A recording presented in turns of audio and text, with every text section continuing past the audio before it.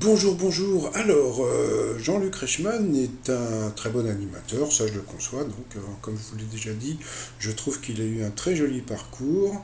Sauf que bien tous les midis, il nous donne à manger toujours le même plat, puisque tous les midis, il nous fait avaler des couleuvres.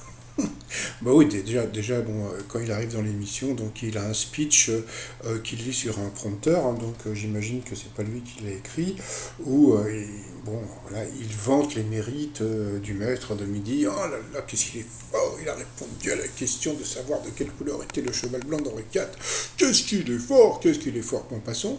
Il arrive aussi à faire téléphoner des gens, parce que bon, à chaque fois que le maître de midi fait un coup de maître, Jean-Luc Reichmann, oui, vous aussi, vous pouvez téléphoner. Sauf que bon, comme ça, il est là depuis 90 participations et qui va rester encore pas mal de temps, la crise de rire, c'est que je pense à tous les gens qui ont téléphoné.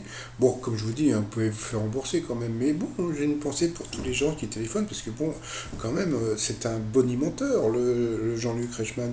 Donc voilà, en plus, bon, il nous baratine par rapport à sa coupe de cheveux en disant qu'il va se faire couper les cheveux à la centième. Et comme vous le savez, c'est pas vrai, puisque bon, il est revenu, le maître de midi est toujours là, et il s'est fait couper les cheveux. Donc, comme je l'ai dit hier, mytho, mytho, mytho. Mais il faut savoir aussi, c'est qu'il y a beaucoup de gens, regardez, quand vous regardez, l'émission fait 2 millions, on va dire presque 3 millions de téléspectateurs en ce moment. Bon, j'imagine que ça doit être un peu moins, mais qu'il y a beaucoup de gens qui se mettent devant la télé pour voir le trésor, donc ils viennent un petit peu avant. Mais bon, c'est pas important. Bon, alors après, on peut se poser la question, qui sont les gens qui regardent les 12 coups de midi? Donc vous avez sûrement beaucoup de retraités, vous avez aussi des gens malheureusement qui sont dans les hôpitaux, vous avez aussi les femmes au foyer, hein, donc voilà, et puis sûrement aussi les chômeurs. Alors pourquoi y a-t-il autant de gens qui regardent les 12 coups de midi? Eh bien parce que c'est une émission qui est quand même, bon, vraiment très agréable. C'est-à-dire que sinon j'aurais pas pu avoir cette chaîne depuis aussi longtemps si l'émission était pas sympa.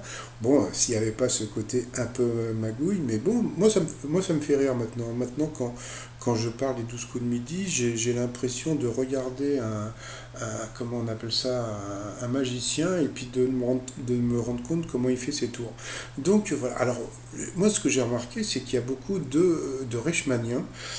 Voilà, donc les Reichmanniens, c'est les gens qui croient en Jean-Luc Reichmann, donc qui croient quand Jean-Luc Reichmann leur dit que le maître de midi actuel est super fort, etc. Mais bon, comme je l'ai déjà dit, j'attends de le voir dans Les Invincibles. Chut, j'ai rien dit. Qui croivent quand il faut téléphoner, qui croivent beaucoup de choses, mais bon, c'est pas grave, hein. C'est son boulot d'animateur, et puis bon, il nous l'avait prouvé il n'y a pas longtemps. Regardez, hein, il a eu des bonnes notes, il a eu un prix d'intelligence. Ouais, il faut le faire, franchement, hein. Jean-Luc Reichmann, il a eu un prix d'intelligence, donc voilà, c'est mérité. Et puis, j'ai regardé tout à l'heure.